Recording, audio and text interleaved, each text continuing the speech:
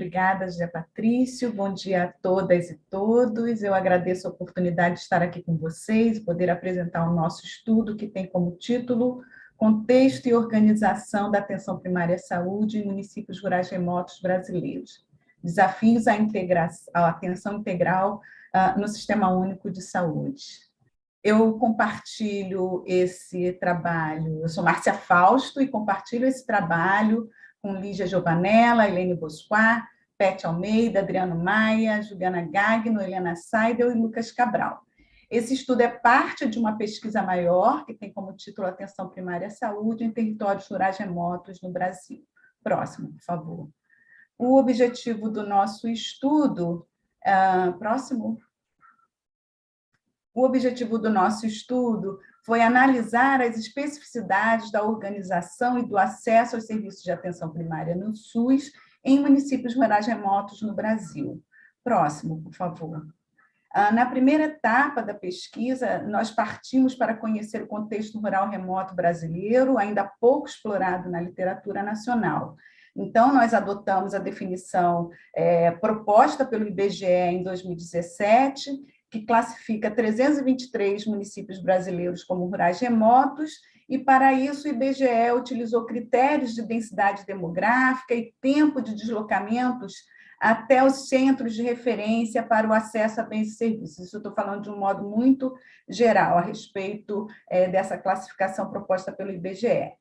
Nesse sentido, nós procuramos, então, entender as diferenças entre os municípios rurais remotos, suas lógicas espaciais, a inserção no circuito econômico e a principal forma do município se interligar dentro do território. E, nesse processo, então, caracterizamos esses 323 municípios segundo indicadores demográficos, econômicos, sociais e de saúde, e, com esse procedimento, identificamos que a maior parte dos 323 municípios rurais remotos, aí concentrados na região norte, nordeste e centro-oeste do país, eles também estão aglutinados em 6 áreas com lógicas espaciais distintas. Próximo, por favor.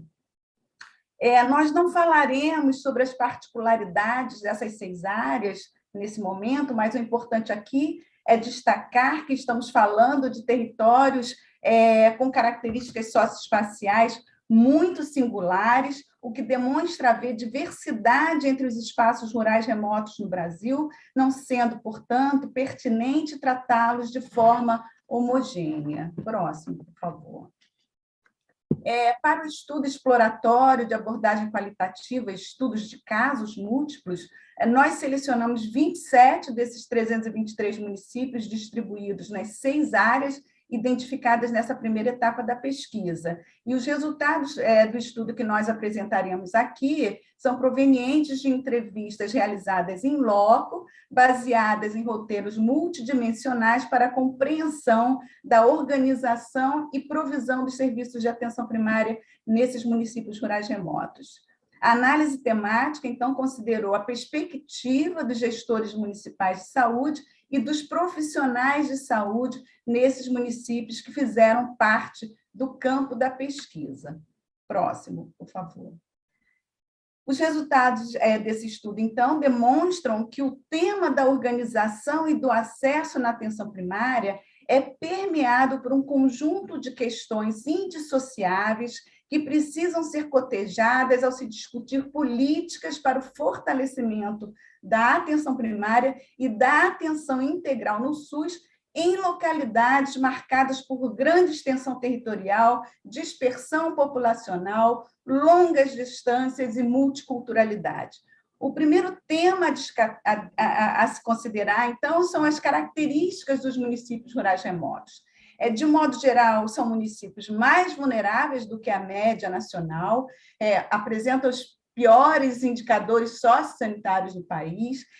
Dentro desses espaços municipais, é possível ainda observar diferenças expressivas em relação às condições de vida entre os que vivem na sede do município, onde há concentração da população, e os que residem em áreas mais afastadas da sede municipal, onde se observa maior dispersão populacional.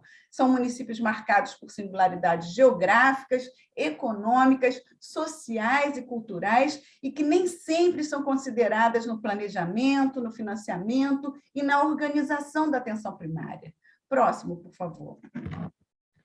Nos municípios rurais remotos, o SUS se estabelece por meio das ações de atenção primária, essencialmente por meio do trabalho das equipes de saúde da família. Contudo, o modelo proposto pela Estratégia Saúde da Família está mais presente nas unidades básicas localizadas na sede dos municípios e menos presente nas áreas com maior dispersão territorial. Próxima, por favor.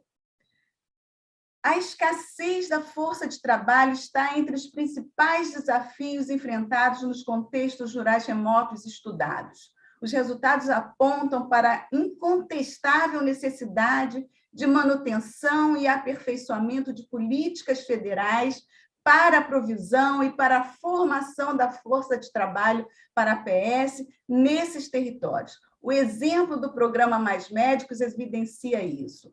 O PMM, assim como nós chamamos, né, tem repercussões positivas, teve repercussões e tem, acredito eu, repercussões positivas para o enfrentamento da escassez de médicos nos municípios rurais remotos e possibilitou a completude das equipes e a ampliação da cobertura da estratégia de saúde da família nesses municípios.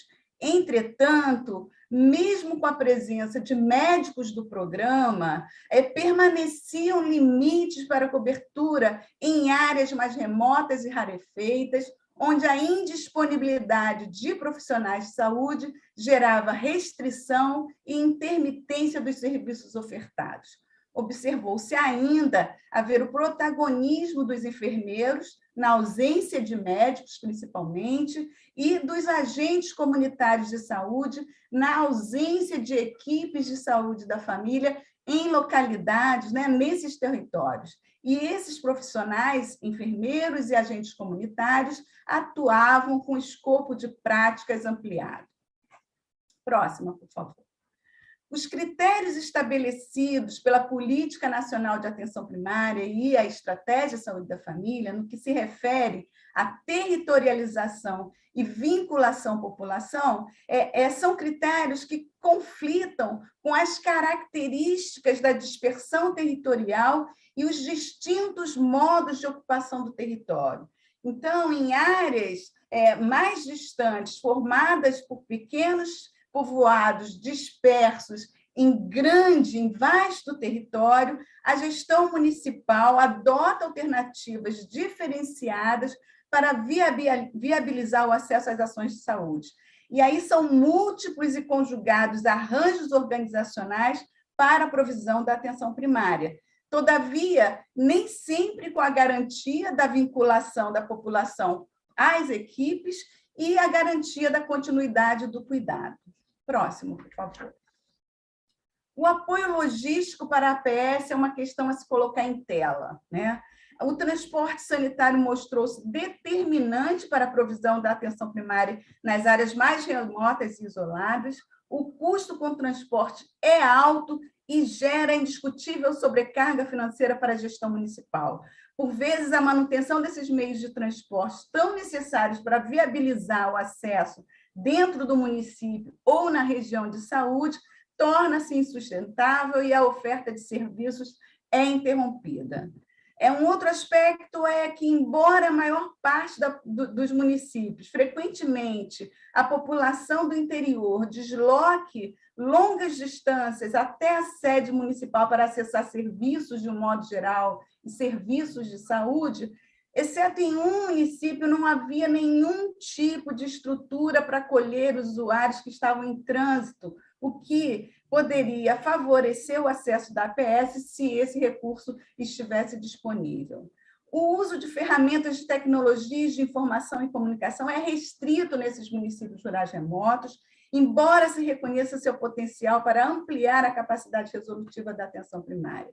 É incipiente o uso de recursos do Programa Nacional de Telesaúde, já implementado no país há décadas, justificado pelas dificuldades de conectividade, baixa informatização das unidades básicas de saúde. Justamente por se tratar de municípios rurais remotos, as estratégias de telesaúde são tão necessárias e indispensáveis para favorecer o acesso. Próxima, por favor. A atenção especializada é um grande desafio enfrentado pelas populações que vivem nesses municípios, especialmente aqueles residentes em áreas mais remotas.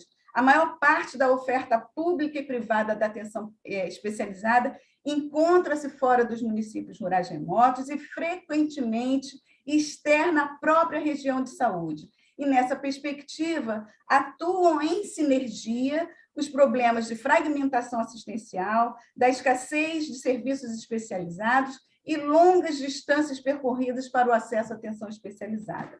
O estudo também evidencia a contundente necessidade de oferta de serviços de urgência e emergência em áreas de difícil acesso, e, ao mesmo tempo, não há políticas nessa direção voltadas para essas localidades.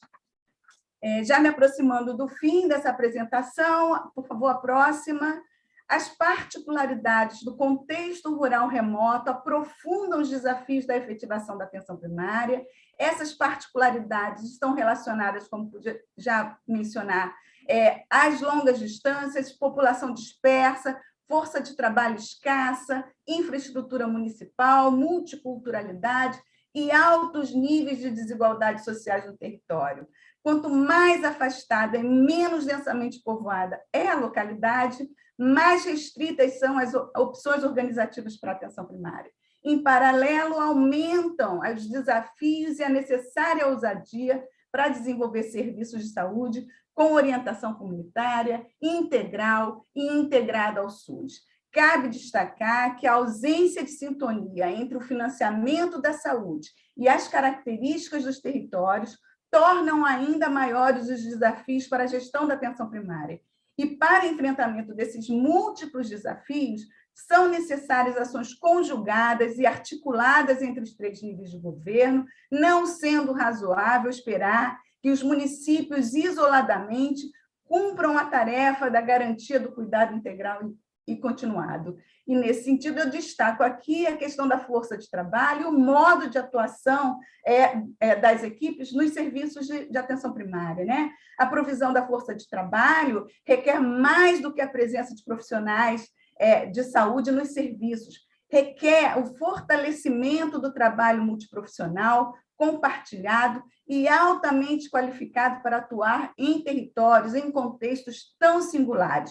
Requer também a adoção de estratégias organizativas apoiadas em soluções à distância, que possibilitem ampliar recursos e proporcionar às equipes, né, condições para promover cuidados oportunos, resolutivos e de qualidade em áreas de difícil acesso. Próxima, por favor. Em síntese, os resultados mostram que, sob os municípios rurais remotos, atuam desigualdades que afetam a organização e a sustentabilidade da atenção primária, sendo necessário a adoção de padrões diferenciados de organização dos serviços para não ampliar ainda mais as desigualdades sociais presentes nesses territórios. Os serviços de saúde devem ser projetados para refletir melhor as realidades das populações para as quais se destinam. Em contextos com tantas singularidades geográficas, ambientais, sociais e culturais, essas características não podem ser tratadas como obstáculos para a garantia do direito à saúde, mas devem, sim, ser a base para a análise e o planejamento de políticas públicas, especialmente em um país marcado por um padrão de extrema desigualdade socioespacial. Próxima, por favor. Eu agradeço a oportunidade, convido a todos a visitarem o site da pesquisa Atenção Primária em Municípios Rurais Remotos no Brasil e também as nossas redes sociais. Muito obrigada.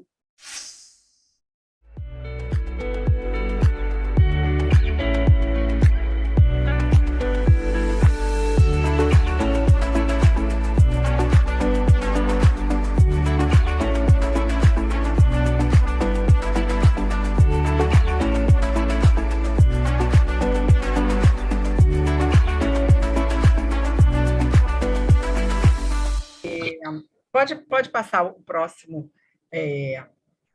Na realidade, quer dizer, é importante destacar, né, que essa apresentação ela se dá dentro de uma pesquisa mais ampla, né, que discute os desafios da atenção básica no enfrentamento à pandemia de Covid-19 no SUS.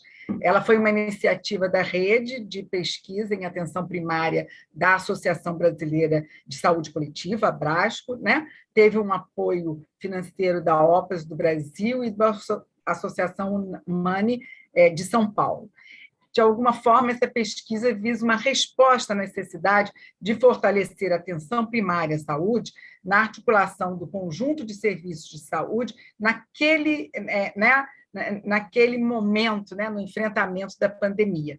Ela foi coordenada por Ailene Buscar, Lígia Giovanella, Luiz Facchini, Maria Helena Magalhães Mendonça, eu, Geraldo Cunha Cury e Fúvio Neda. Eu acho que, quando eu mandei o resumo, eu não consegui incluir o sexto nome, que eu acho que era do Geraldo Cury, mas ele participou, todos membros do comitê gestor da rede de pesquisa em atenção primária e coautores desse trabalho, né?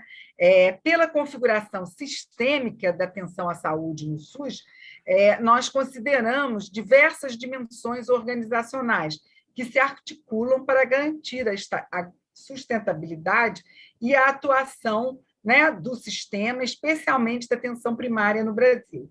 Aqui, nessa apresentação, a gente destacou mais a dimensão do apoio social a grupos vulneráveis pelas iniciativas tanto do Estado quanto da sociedade na promoção da saúde, em vista a aprofundar sua compreensão, entendendo, no entanto, que esse é um limite dessa abordagem, dado, né, essa dimensão mais ampla, que eu vou explicar mais adiante, pode passar. Na realidade, é um estudo transversal, né, no formato de um inquérito, com uma amostra representativa de unidades básicas de saúde brasileiras, em nível nacional, e para cada uma das 5 regiões brasileiras. As informações foram colhidas no segundo semestre de 2021, né, já numa terceira onda da própria, né, pandemia da Covid, por meio de formulário digital, com questões fechadas e abertas, junto a profissionais de nível superior da UBS, sobre aspectos estruturais e emergentes. Quando eu destaco esses aspectos estruturais, que eu botei em negrito, a estrutura física da UBS e recursos disponíveis de conectividade, as características do acesso à rede secundária e terciária, nos casos que necessitam de cuidados clínicos intensivos, as ações de vigilância nos territórios e ações de apoio social, nós estamos, de alguma maneira, trabalhando uma dada concepção de uma atenção primária ampliada que nós seguimos dentro do SUS no Brasil, né? Dado o contexto em que nós fizemos, né, quer dizer, a investigação, nós pegamos alguns aspectos mais emergenciais que, de alguma maneira, poderiam apoiar aquilo que a gente está chamando de fortalecimento da atenção primária, né? Naquele momento que a atenção primária deveria ter, né, quer dizer, um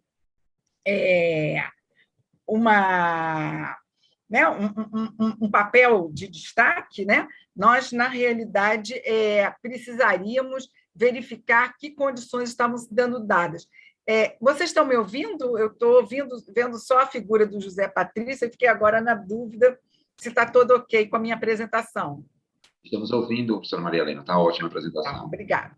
Então, assim, os outros aspectos que a gente levantou, né, que não vou destacar aqui, né, são a disponibilidade de equipamento de proteção individual, de insumos básicos para o atendimento de usuários com quadros de Covid, o processo de reorganização do cuidado a usuários nesse quadro também de Covid, as estratégias de manutenção das ações usualmente realizadas na unidade básica de saúde, com foco nas doenças crônicas não transmissíveis, incluindo síndromes pós-Covid. Em que medida, quer dizer, a continuidade das ações, né, rotineiras da atenção primária estavam sendo realizadas nesse momento. O uso de teleconsulta, telesaúde, telemonitoramento, né?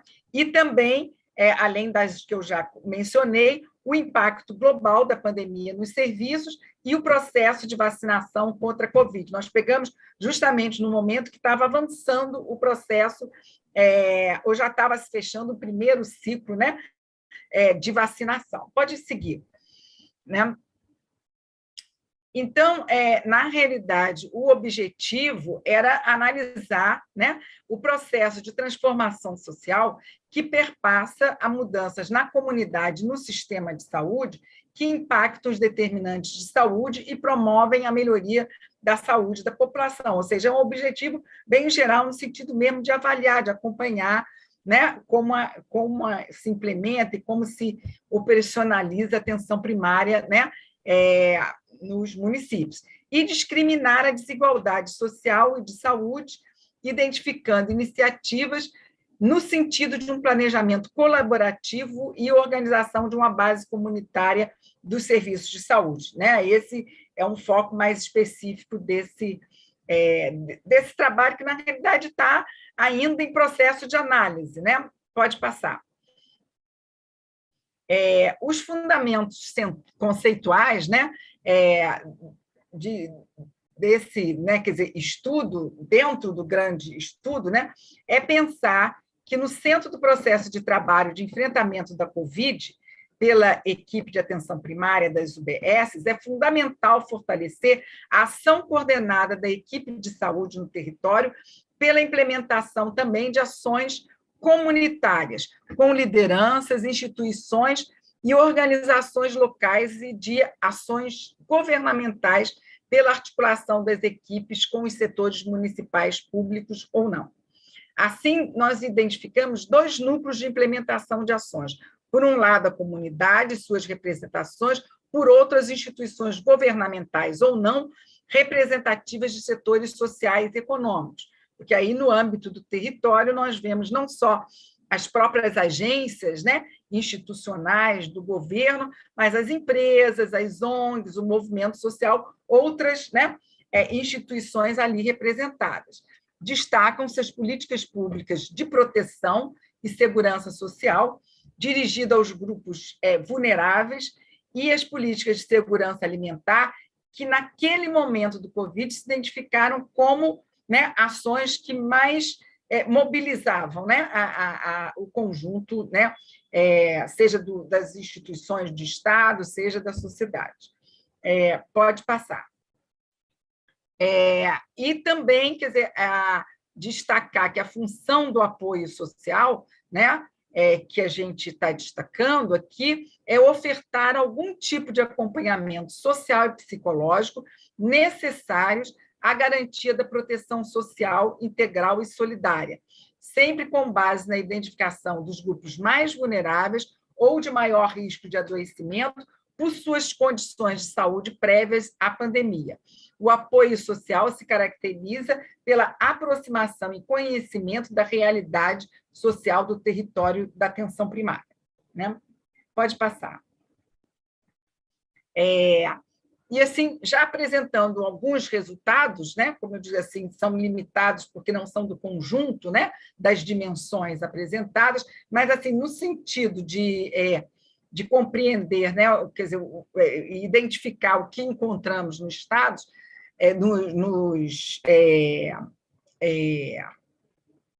entre os nossos respondentes, participaram da pesquisa 907 UBS, que seriam 95,8% das UBS sorteadas na amostra, que, de alguma maneira, foi um fato considerado muito positivo, por um tipo de contato, né, online, né, com todas as dificuldades que se tem de identificação, até de localização e tudo mais, nós tivemos uma resposta bastante positiva e num tempo bom, né?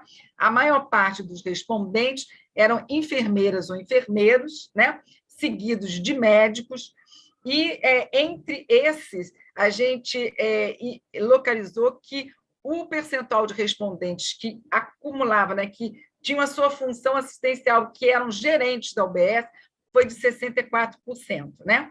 Cerca de 37% dos respondentes tinham menos de 2 anos de atividade na função, o que, de alguma maneira, destaca uma certa rotatividade que a gente observa ao longo do tempo na gestão de trabalho, né, na atenção primária, né, que vem sendo, inclusive, aprofundada com a questão da precariedade e outras questões que não cabe aqui a gente discutir.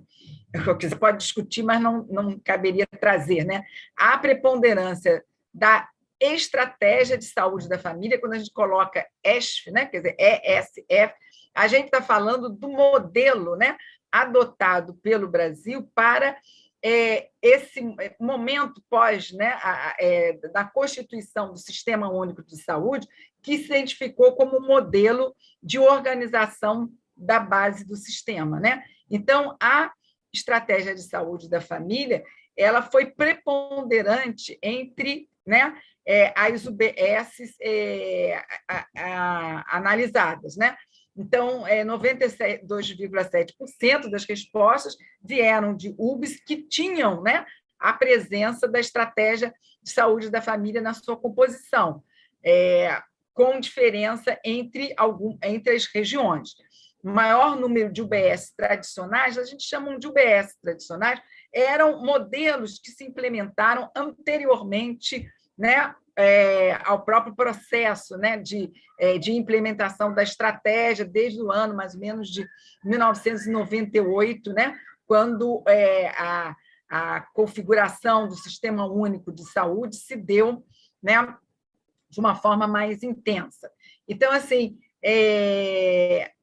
e a gente encontra o maior número dessas UBS tradicionais nas regiões Sudeste e Sul, né, que tem uma diferença, nós temos muitas desigualdades, mas sempre foram regiões que, de alguma maneira, iniciaram esse processo em outros momentos, né, da nossa própria história da saúde pública no Brasil, enquanto que a expansão da estratégia de saúde da família, ela se dá mais, hoje em dia, para o Nordeste, para o Centro-Oeste, né, e para o mesmo Norte, né, que tem situações mais diversas, mais diferenciadas.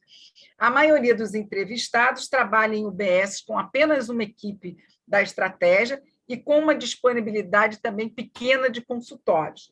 São, sem dúvida, limites estruturais para o oferecimento de um cuidado adequado aos usuários, especialmente quando fluxos distintos para pacientes sintomáticos respiratórios precisam ser estabelecidos, né? Quer dizer, a complexidade, a gravidade do adoecimento naquele momento, ele, de alguma maneira, teve, né? Quer dizer, encontrou, né? Esbarrou também com os limites estruturais das UBSs, né? Instaladas nos nossos estados e municípios. Pode passar. Quanto especificamente o apoio, né, aos grupos vulneráveis, os resultados mostram que as atividades de apoio social no território da UBS apresentam-se com uma dimensão de menor impacto no enfrentamento da pandemia, né? Se a gente comparar com as outras dimensões que chamei a atenção aqui, vigilância em saúde, né? A questão da assistência ofertada, a continuidade do cuidado. A dimensão do apoio social, ela, de alguma maneira, a gente tem que somente 29,9% das UBSs identifica articulação com os movimentos sociais, né? E 42,15% com outros setores sociais e econômicos. Embora essas questões sejam preconizadas na nossa própria política, há uma invisibilidade, às vezes, grande dos movimentos sociais e as políticas intersetoriais ou políticas, né, que, de alguma maneira, são realizadas junto com setores econômicos da iniciativa privada, também ainda tem alguns limites, né, dentro desse processo. Cerca de 1/4 das UBS não sabe se houve uma atividade de apoio social no território, não reconhece, não identifica, né? O que é mais identificado é a distribuição de cestas de alimentos para famílias, né? Em insegurança alimentar, que foram os pontos também que a gente focou, geralmente apoiada pelos agentes comunitários de saúde, né? Das unidades básicas de saúde, principalmente se destacando isso no Nordeste, com 82%, né? Quer dizer, tem uma diferença em relação ao plano nacional. O apoio social, né? Quer dizer, também que é bastante visibilizado, o que se coloca em relação às mulheres vítimas de violência, em resposta ao número, né? Ao aumento de casos de violência contra a mulher durante a pandemia, inclusive 77,2% das UBS, né, participaram dessas ações, né? Maria Helena, com relação ao tempo... Eu acho que já está finalizando. 3 minutos. Tá bom, pode passar. Quer dizer, dentro desses resultados, a gente chama atenção da relevância do papel da Secretaria Municipal de Saúde e de seus agentes e as estruturas para apoio social em suas diversas dimensões, seja na assistência médico-sanitária, na comunitária ou em vigilância. A distribuição de máscaras, né, e acesso à proteção social emergencial, né, se destacaram, embora 23% da UBS não tinham acesso ao cadastro do Bolsa Família, que seria uma condição, né, para facilitar a implantação do auxílio emergencial que foi colocado. Mas, de qualquer maneira, essas ações se destacaram, né, como facilitadoras do controle da transmissão pelas UBS. Do lado da comunidade, a gente percebeu uma baixa organização de operações emergenciais apesar de forte motivação para conter a transmissão, né? Pode passar, porque esse ponto aqui repete um pouco, e aí algumas sugestões de reorientação da ação, né, que, de alguma maneira, a gente trouxe a partir das nossas discussões. A gestão municipal e do SUS necessitam compreender melhor as necessidades expressas no nível local e formular políticas públicas mais saudáveis que integrem a população, os profissionais e gestores e suas representações no planejamento situacional. Alinhar as iniciativas comunitárias no território, pouco observadas, às intervenções públicas e intersetoriais em apoio ao isolamento de mais longa duração, né? Reforçar as formas de comunicação e educação popular em saúde para estimular a ação social e ampliar a valorização de hábitos, atitudes e comportamentos em prol da saúde integral, e ampliar o diálogo horizontal e vertical entre os diversos setores, divulgando informação e conhecimento que amplia o exercício da cidadania. Eu acho que terminou, mas...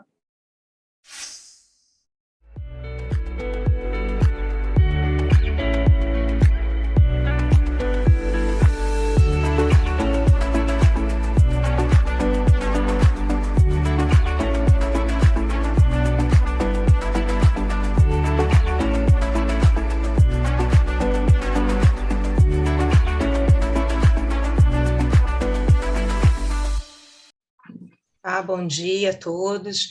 Agradeço muito a participação, né, no evento, a poder apresentar a nossa pesquisa.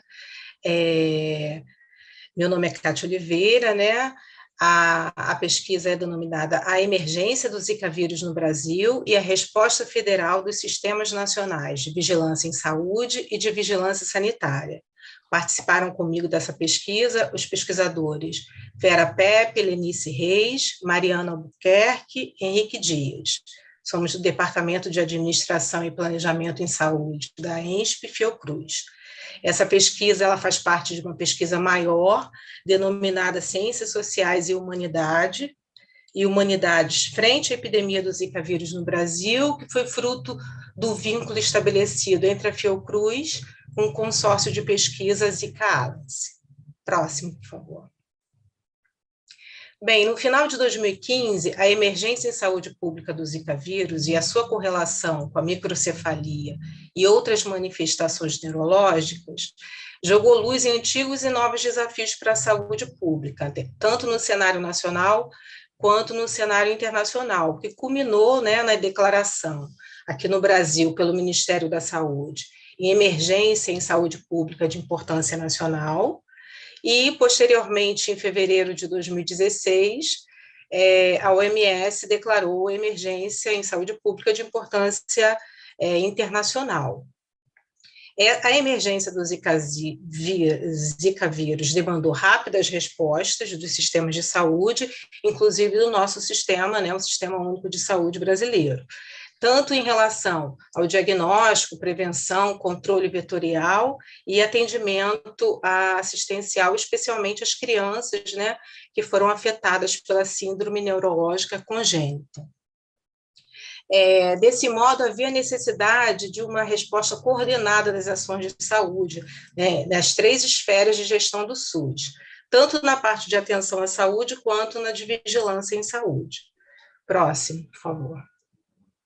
No Brasil, essa área de vigilância em saúde, ela conforma 2 grandes sistemas, né?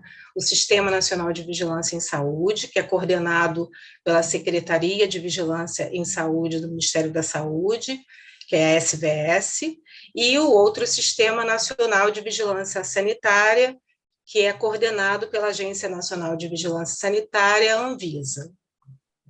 Próximo. Então, o objetivo da nossa pesquisa foi analisar essa resposta federal desses 2 sistemas frente à emergência de saúde pública do Zika vírus no Brasil de 2015 a 2018. Próximo, por favor. Trata-se de um estudo qualitativo em diálogo com o campo da análise da política pública, a partir do enfoque do institucionalismo histórico, envolvendo análise de documentos e a realização de entrevistas com atores governamentais. E estavam envolvidos com a resposta à emergência, em especial os atores vinculados a esses 2 sistemas. Na análise dos dados, foram priorizados 2 eixos, né? Um eixo relacionado ao contexto político-institucional, né, com contextos de inserção da resposta federal, órgãos e organizações envolvidas, e espaços de formulação, coordenação e avaliação das ações. E um segundo eixo priorizado foi o conteúdo da política governamental desenvolvida, os planos, os programas e estratégias, temas, diretrizes e instrumentos de implementação. Próximo, por favor. Resultados, destacamos 3 condicionantes da resposta, né? Uma em relação aos legados das experiências anteriores e os acúmulos institucionais. Como exemplo, nós temos a adesão do Brasil ao Regulamento Sanitário Internacional de 2005, o apoio federal aos planos de contingências para as arboviroses, principalmente para dengue e chikungunya, que eram também, na época da emergência, vírus que circulavam junto com o Zika vírus, né? A experiência, né, acumulada do Brasil com a dengue, já que no país circulam os 4 sorotipos, né, virais. E, além disso, a organização dos eventos de massa que ocorreram no Brasil, por exemplo, a Copa do Mundo de Futebol em 2014, os Jogos dos Povos Indígenas em 2015, que teve uma grande circulação de pessoas aqui, né? Então, teve todo um treinamento com as vigilâncias em relação a esses grandes eventos. E, além disso, a experiência com a epidemia do ebola na África, que também teve participação dos profissionais da vigilância, com vários treinamentos em relação a essa emergência também.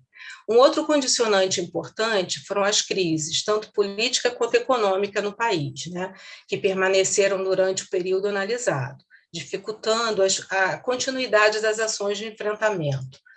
Durante a emergência, tivemos mudança de percurso e dos atores governamentais. Além disso, baixa disponibilidade de novos recursos e congelamento dos gastos sociais.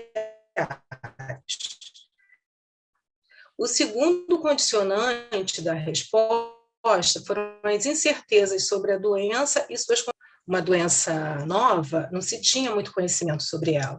Então, conforme esses conhecimentos foram descobertos, né, nós tivemos muitas alterações sucessivas nos protocolos de vigilância e atenção, diversidade dos planos e medidas de enfrentamento, além de pressão por medidas de aprofundamento de pesquisa e desenvolvimento de novas tecnologias. Próximo. Como características de atuação desses dois sistemas, nós destacamos ativação e desenvolvimento de diferentes espaços de formulação, coordenação e controle, o CIEVS, o Centro de Informações Estratégicas em Vigilância em Saúde, né? E o EVISA, relacionado à vigilância sanitária, importante para melhorar a sensibilidade, né, de detecção dessas emergências. Além disso, com a declaração de emergência, foi instituído o COIS, que é o Centro de Operações de Emergência em Saúde Pública. Ele ficou sob responsabilidade da SVS, a Secretaria de Vigilância em Saúde, e teve participação da Anvisa, né, nesse centro. E ele era responsável pelo planejamento, organização e coordenação e controle das ações de vigilância em saúde. Além disso, foram instituídas salas de situações, tanto no nível federal quanto estadual e municipal, mais ou menos com as mesmas conformações, e nessas salas de situação, outros setores participaram, além do Ministério da Saúde, né, como a Casa Civil, saneamento básico, educação, e outros, né? outros atores importantes. Percebemos a diversidade de atores envolvidos na resposta, tanto governamentais quanto não governamentais, movimentos sociais, lideranças religiosas e comunitárias, por exemplo, e uma articulação intersetorial nessa resposta: saúde, assistência social, forças armadas, defesa civil, educação e saneamento básico. E também houve articulação internacional, a Organização Mundial da Saúde, Organização Pan-Americana, entre as autoridades reguladoras nacionais também, a Anvisa participou dessas articulações, e as instituições de pesquisa, entre as instituições de pesquisa. Próximo, por favor. A SVS, ela preconizou apoio à execução das ações por estados e municípios, enquanto a Anvisa ela atuou de modo mais centralizado. O controle de vetor foi a estratégia prioritária, né, com uma mobilização ampla, com foco no combate ao Aedes. O diagnóstico foi um desafio também, o diagnóstico de biologia molecular, então um papel importante dos laboratórios de referência, que posteriormente capacitaram, né, os laboratórios de saúde pública dos estados. Próximo. Em relação aos conteúdos, né, criação de novos sistemas de informação para responder à emergência, por exemplo, o sistema de registro de atenção às crianças com microcefalia e registro de eventos em saúde pública, o RESP microcefalia. E a notificação foi compulsória dos casos da doença, né, nesse período. Pactuação de remanejamento de recursos federais para os estados, apoio financeiro com reprogramação de recursos já existentes, combinado com a centralização da compra e distribuição de insumos pelo Ministério da Saúde, insumos relacionados aos testes diagnósticos, de inseticidas, de combate ao mosquito, repelentes. Essa distribuição foi centralizada pelo Ministério da Saúde. Além disso, a elaboração de protocolos de vigilância e lançamento do Plano Nacional de Enfrentamento, que apresentava 3 eixos, né? Um eixo de controle vetorial, outro de cuidado e o terceiro, desenvolvimento tecnológico, educação e pesquisa. Próximo, por favor. Além disso, a implementação de estratégia rápida, integrando a atenção à saúde e assistência social, para acelerar a busca de casos, né, suspeitos e investigação. Foi promulgado a lei que instituiu o Programa Nacional de Apoio ao Combate às Doenças Transmissíveis pelo Aedes, que, entre outras, permitia o ingresso forçado em imóveis e dispersão de inseticidas por aeronave. Nós encontramos poucas evidências contra a implementação dessa lei na pesquisa. Além disso, foi criada uma rede de especialistas em Zika e doenças correlatas, a Renezika, pelo Ministério da Saúde, com a integração da pesquisa em desenvolvimento, gestão pública. E uma outra, e a sociedade. Além disso, porque estava apagando ali. Além disso, houve por parte da Anvisa a adoção de procedimento prioritário na análise de registro de testes diagnósticos e para anuência de pesquisas, né, que visassem o registro de medicamentos, insumos e vacinas. Próximo, por favor. Como considerações finais, né, a resposta ela ganhou espaço na agenda governamental no início, mas se secundarizou ao longo do período. Né, o governo em crise foi substituído no decorrer da emergência, foi na época do impeachment da presidente Dilma, a emergência teve uma perda de relevância, né, as ações, perda de relevância pós-emergência, com algumas iniciativas mais pontuais. Permanência e agravamento da situação de contingenciamento de recursos financeiros, e percebemos uma atuação conjunta e complementar entre os dois sistemas, na esfera federal, mas com diferentes caminhos adotados. Um mais descentralizado, né, o sistema de vigilância em saúde, e o outro mais centralizado, o sistema de vigilância sanitária.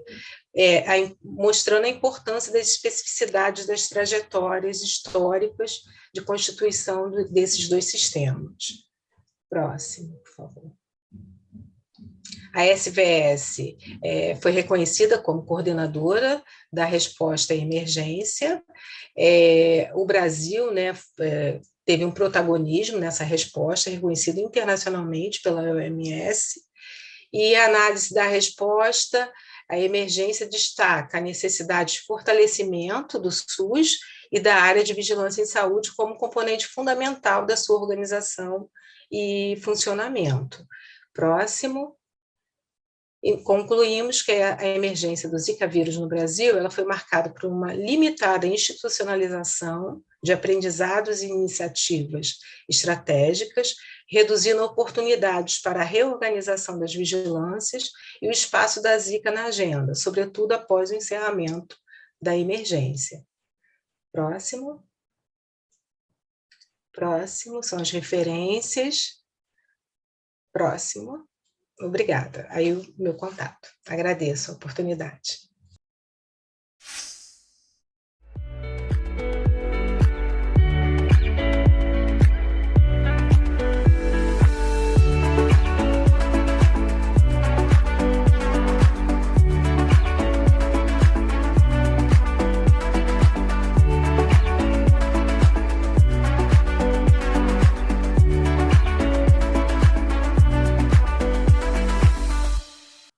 Bom dia, o título do meu trabalho, né, Acesso à Saúde, debate sobre as barreiras de acesso à saúde de refugiados e imigrantes no Brasil.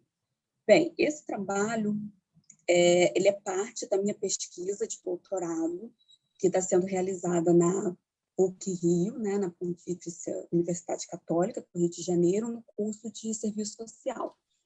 A minha pesquisa de doutorado ela tem como objetivo analisar as dimensões de acesso da saúde de mulheres refugiadas e imigrantes do Rio de Janeiro, e nessa pesquisa de doutorado eu estudo especificamente as mulheres de nacionalidade congolesas aqui do Rio, né?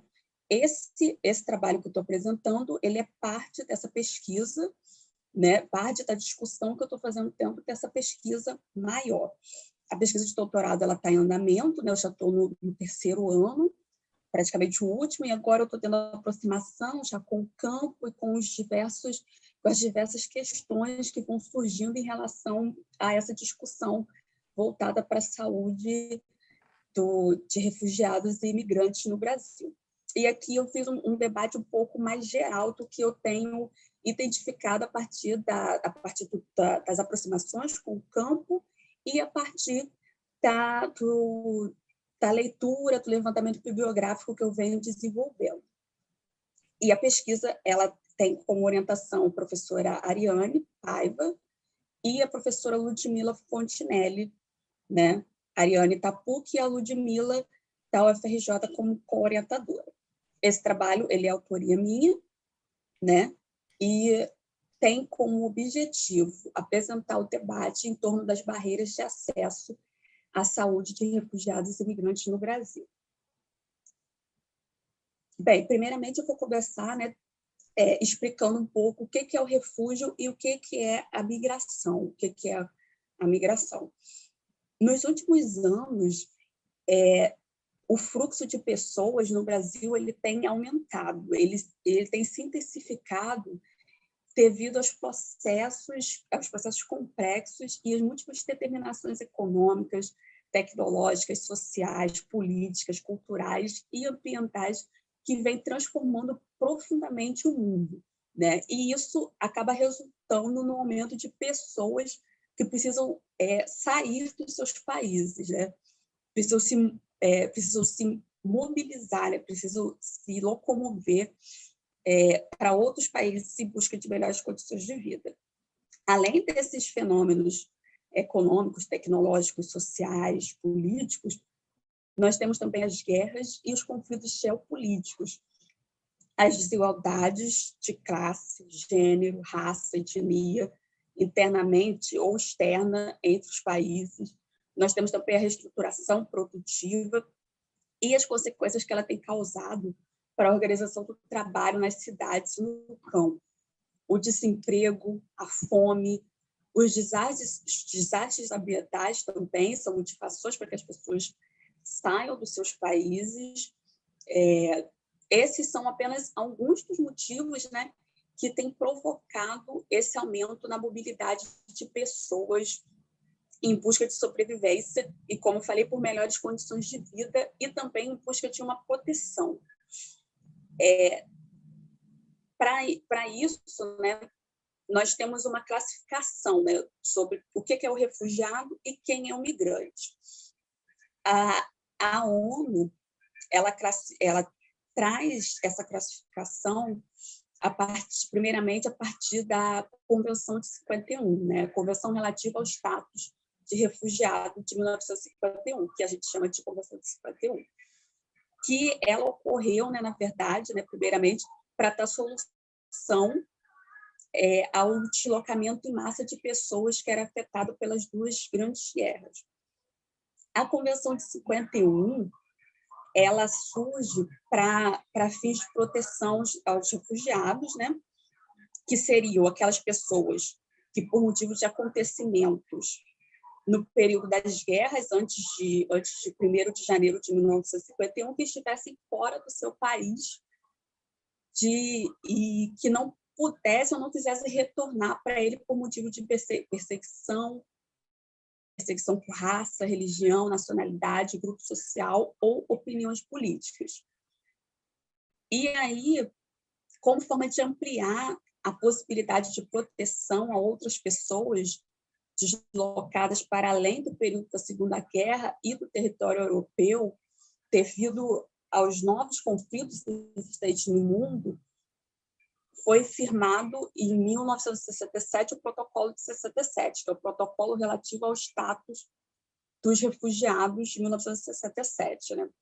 E aí, nesse protocolo, que é o que vigora hoje, ele vai falar o quê? Que quem é um refugiado? O refugiado é aqueles que fugiram do seu país porque a sua vida ou segurança ou a liberdade tenham sido ameaçados pela violência generalizada, a agressão estrangeira, os conflitos internos, a violação maciça dos direitos humanos ou outras circunstâncias que tenham perturbado gravemente a ordem pública.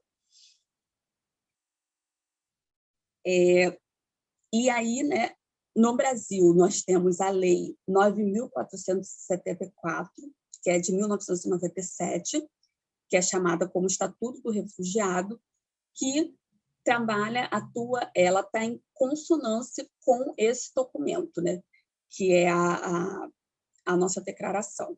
Ela está em consonância com esse documento e é o que rege a nossa política de refugiados no Brasil. O migrante, segundo a Acnur, é aquele que escolhe se deslocar não por causa de uma ameaça interna, de perseguição ou morte, mas principalmente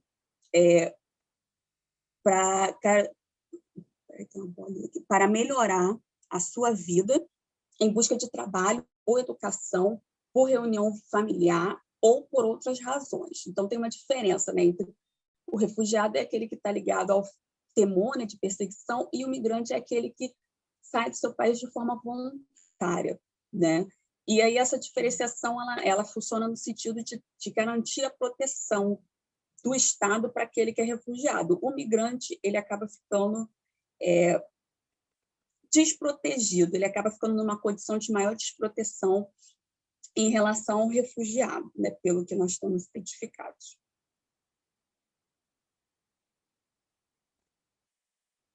Bem, nos últimos anos, conforme eu falei, né, tem aumentado, né, o número de pessoas em busca de refúgio no Brasil. E aí eu estou trabalhando com os dados mais recentes que tem é o de 2020. Eu acho que ainda não saiu o relatório de 2021. Então, eu estou apresentando os dados de 2020, né, que já mostram o panorama desse aumento de pessoas em deslocamento do Brasil. E aí, no final de 2020 havia 57.099 pessoas refugiadas reconhecidas pelo Brasil. Nesse mesmo ano de 2020, foram feitas 28.899 solicitações para que as pessoas entrassem na condição de refugiado. O CONARE, que é o órgão que regula isso, reconheceu 26.567 pessoas de diversas nacionalidades como refugiados. Nesse mesmo ano, notou-se também em relação aos dados, os dados em relação ao gênero. 50,3% eram homens e 44,3% eram mulheres. Esse dado em relação a homens e mulheres ele vem mudando, se você olhar os dados anteriores a 2020, eram menos mulheres que buscavam refúgio, e esse dado ele vem aumentando, esse número ele vem aumentando ao longo dos anos, né? O número de mulheres em busca de refúgio, né? Hoje ela é um pouco menor, mas já está quase tem um certo equilíbrio em relação a homens e mulheres buscando refúgio em relação ao que tinha antes. A faixa etária, a maior faixa etária identificada é de 25 a 39 anos.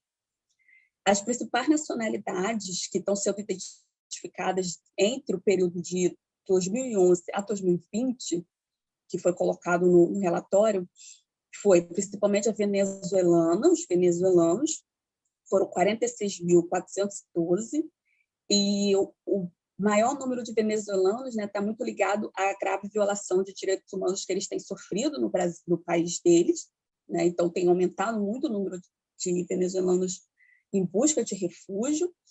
A segunda nacionalidade foram os sírios, 3.594, e o terceiro são os congoleses, que é o que eu escolhi para pesquisar, né, aqui no Rio, justamente por isso. 1.150. As nacionalidades mais representativas foram os venezuelanos, 60%, haitianos, 23%, e, por último, os cubanos, 5%. Em relação aos estados que mais receberam, que concentrou maior número de solicitação de refúgio apreciadas pelo CONARE, foi o Amazonas, 10%, e São Paulo, com 9%. Bem, diante disso, diante dessa nova realidade, né, que o Brasil vem enfrentando nos últimos anos, a gente nota que é necessário garantir proteção através de políticas públicas que atentam essa população e que atentam às peculiaridades desse público, que são os refugiados e os migrantes, né? Sabendo que o próprio brasileiro ele já enfrenta as dificuldades com a saúde dentro das políticas sociais aqui, né? Mas é necessário olhar para as particularidades dessa população, né? E aí, diante disso tudo, das diversas políticas sociais que nós temos, aqui eu enfatizo, né, a política de saúde, mas é necessário ter um olhar que todas as políticas atentam essa população. E aí, no Brasil, né, eu trago a discussão, né, que no Brasil nós temos o nosso Sistema Único de Saúde, né, o SUS, que atua sob a regulação do Estado, e ele é um grande avanço, né, na história da política de saúde no Brasil em relação ao que nós tínhamos antes, né? O SUS ele é resultado de um processo de luta, conhecido como reforma sanitária, que buscava, na década de 70 e 80, um sistema universal que garantisse o atendimento, para toda a população, né, de forma universal, e que, segundo o Paim, só em 1998, com a Constituição Federal, é que a saúde passou a ser reconhecida como um direito universal, né? Passando a ser garantida pelo poder público de forma gratuita, universal, né? E, diante disso, a percepção da saúde, a saúde é vista como um direito de cidadania, que pode ser considerado isso é considerado um dado novo na história, né, para aquele período. A universalidade ela foi uma grande conquista, né, para a nossa política de saúde, que é por causa dela que os cidadãos têm a possibilidade de utilizar os serviços desde a atenção básica até a média e alta complexidade de forma gratuita, integral e igualitária. E também é por causa da universalidade que tanto o brasileiro como aquele que chega ao nosso país, né, o refugiado ou o migrante, também tem direito a utilizar esses serviços de forma igual à do residente ao do brasileiro, né, sem discriminação. Tayane, só para lhe ajudar a organizar no tempo, faltam 3 minutos, tá bem? Para você concluir. 3 minutos? Sim. Tá. E aí, né, nós temos o desafio de garantir o acesso aos serviços de saúde para essa população. Bem, o que eu estou chamando como acesso? Acesso é a capacidade de um grupo buscar e obter atenção, sendo importante, assim, ter efetividade do serviço. E acessibilidade é o que vai possibilitar que as pessoas cheguem aos serviços e está relacionado a uma perspectiva do sistema, uma perspectiva da estrutura do sistema ou da unidade, né? Isso é o que eu estou trabalhando com acesso, né? Eu estou discutindo a garantia do acesso dessa população.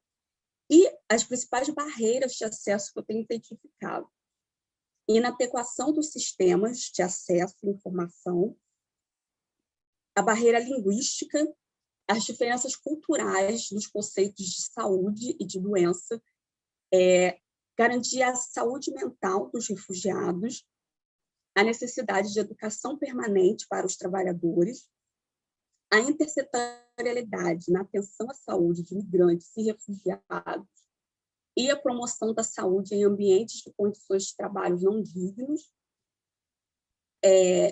Outra barreira está relacionada ao nosso contexto de avanço de políticas neoliberais que vem desmontando os serviços públicos desde 1990, e a falta de uma política de atenção integral para refugiados e imigrantes e de um sistema de dados.